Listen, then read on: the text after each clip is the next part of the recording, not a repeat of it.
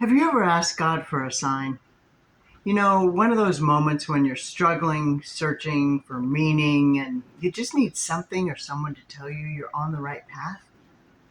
Well, I asked God for a sign, and then this happened. It seemed like an ordinary day one summer in Seattle, but somehow it turned out to be one of the most pivotal moments of my life. I found myself running through Seattle International Airport, racing through the terminal, my heart pounding in my chest. I was late for my flight. Now, everything about that day felt off. I was emotionally drained, mentally exhausted, and completely overwhelmed by life. I felt like I was carrying this heavy weight on my shoulders that I couldn't shake, and it felt like there was no end in sight for me. I had been dealing with a lot of personal challenges, and nothing seemed to be going right. I was struggling with feelings of failure, regret, loss, and I was desperately searching for a way out. So, in that moment, as I rushed through the airport, I whispered a silent prayer. I asked God for a sign. I didn't know what that sign would be, but I needed it. I needed reassurance that I wasn't walking this journey alone, that He was there with me, guiding me. And little did I know that that prayer would be answered in a way I never expected.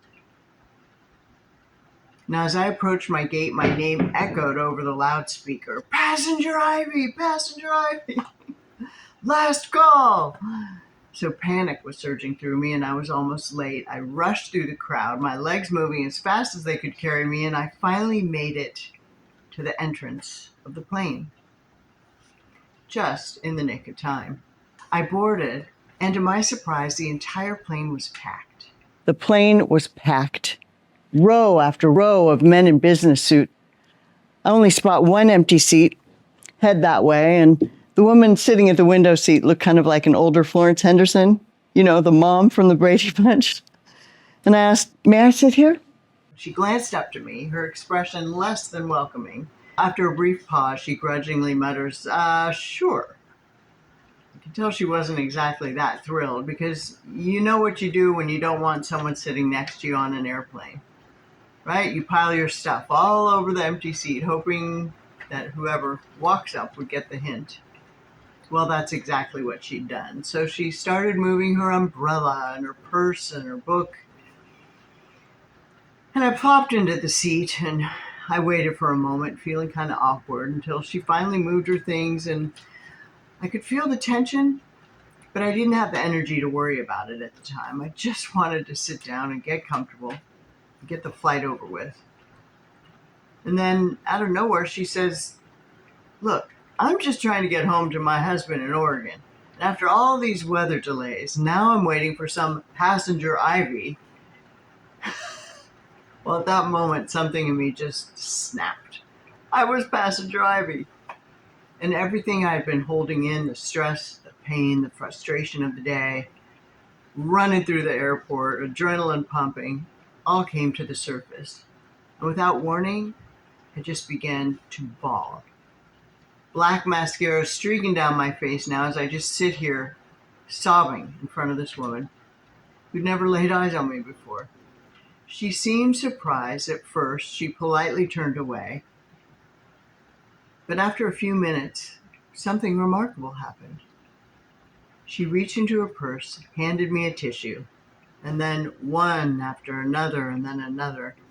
It was the smallest act of kindness, but in that moment, it meant the world to me. And then she just listened as I started pouring my heart out to her, and I was sharing the struggles I had faced in my life, my time in college, my regrets, the heartbreak of a relationship that had ended 15 years earlier than it should have, and my words just kept flowing. And I realized I was telling a complete stranger things that I'd never shared with anyone. Now, I hadn't planned to open up to this woman. She seemed like she had no interest in talking to me at first, but there I was, crying, spilling my guts out, sharing my deepest pain. I'd been holding on to years of this sorrow, and in 2 hours, I was finally able to release it. And I learned her name was Ginny. And she didn't interrupt me, try to offer me advice. She just listened. And that's exactly what I needed. She didn't try to fix me. She just gave me the space to be vulnerable and share my story. When I was finished with all this talking, she reached into her purse once again, and she handed me a pamphlet and said, "Take a look at this." Took the pamphlet, read the words printed on it, started saying, "Do you suffer from self-sabotage, eating disorders, addictions, abusive relationships, suicidal thinking?" I turned to Ginny. I couldn't believe it. I said, "They know me. How do they know all this?" And then I turned that pamphlet over, and there it was. 3 words that would change my life forever. Post-abortion trauma. I'd never heard those words before, but when I saw them, it was like everything clicked into place for my life. All the years of self-sabotage, the poor choices I'd made, the inability to move forward, it all made sense. I'd been carrying the weight of my past decisions without even realizing the toll they'd taken on me. And at that moment, I felt like I just discovered the missing piece of my life. The penny dropped, and the explanation for so much of my pain was right there in front of me. I wasn't just dealing with the aftermath of poor decisions. I was struggling with post-abortion trauma. Ginny gave me that pamphlet for a reason, and I firmly believe that it wasn't a coincidence that I sat next to her on that plane. It wasn't a random choice that she had a pamphlet about something so personal to me. It was God's way of answering my prayer for a sign. And that pamphlet at that moment was a clear message that I was not alone and that healing was possible. This coincidence is when God chooses to remain anonymous, right? You see, Ginny was on the board of directors of a pregnancy care center. So it turns out that this random flight with this random woman and a random pamphlet wasn't so random after all.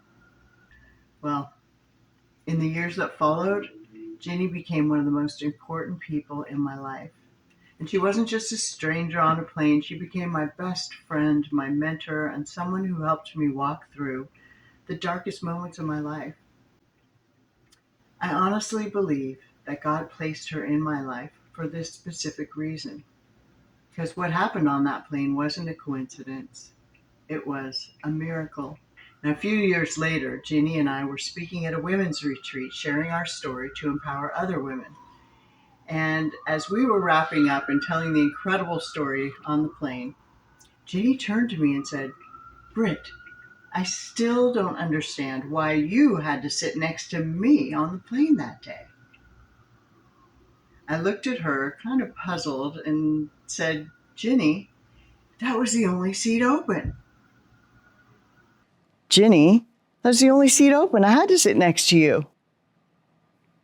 She turns to me slowly and says, "Britt, that plane was almost empty." To this day, we believe that plane was filled with angels. So I'd have to sit next to Ginny, and I'd have to see it and free it. And I'd get to change my life. And perhaps change yours too. Thanks for watching. I'm so glad you were here today. Love to hear any comments you have below. I do my best to answer everyone. See you in the next video.